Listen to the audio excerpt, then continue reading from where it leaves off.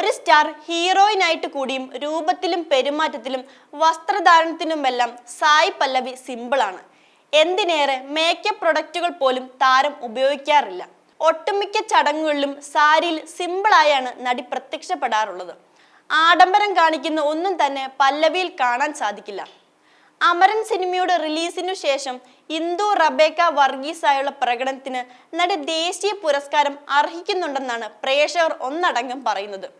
നടി ഐശ്വര്യ ലക്ഷ്മിയുടെ അടുത്ത സുഹൃത്തുക്കളിൽ ഒരാളാണ് സായി പല്ലവി. ഇരുവരും ഒരുമിച്ച് ഗാർഗിയിൽ പ്രവർത്തിച്ചിട്ടുമുണ്ട്.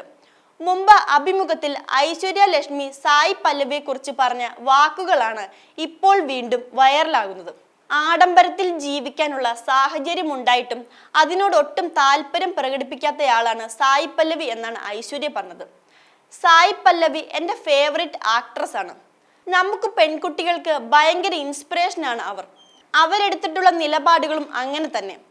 ഫെയർനെസ് ക്രീം പരസ്യം നിരസിച്ച കാര്യത്തിലായാലും ഫെയർനെസ് ക്രീം പരസ്യത്തിൽ അഭിനയിക്കുക എന്നത് നല്ല കാശ് കിട്ടുന്ന പരിപാടിയാണ്. പക്ഷെ അവർ അത് വേണ്ടെന്ന് വെച്ചു. സായി പല്ലവി ഇതുവരെ ഒരു പരസ്യവും ചെയ്തിട്ടില്ലെന്ന് തോന്നുന്നു. ഷോപ്പ് ഉദ്ഘാടനത്തിന് പോലും പോകാറില്ലെന്ന് തോന്നുന്നു. പക്ഷെ അവർ അതൊന്നും ചെയ്യാറില്ല. മിക്കവാറും ഞങ്ങൾ എയർപോർട്ടിൽ വെച്ചാണ് കണ്ടുമുട്ടിയിട്ടുള്ളത്. കാണുമ്പോഴെല്ലാം എനിക്ക് മോട്ടിവേഷൻ തരികയാണ് പുള്ളിക്കാരിയുടെ മെയിൻ പരിപാടി. എനിക്ക് കാറിനോട് താല്പര്യമുണ്ടായിരുന്നു. ഞാനൊരു കാർ വാങ്ങി. എൻ്റെ ഒരുപാട് കാലത്തെ ആഗ്രഹമായിരുന്നു.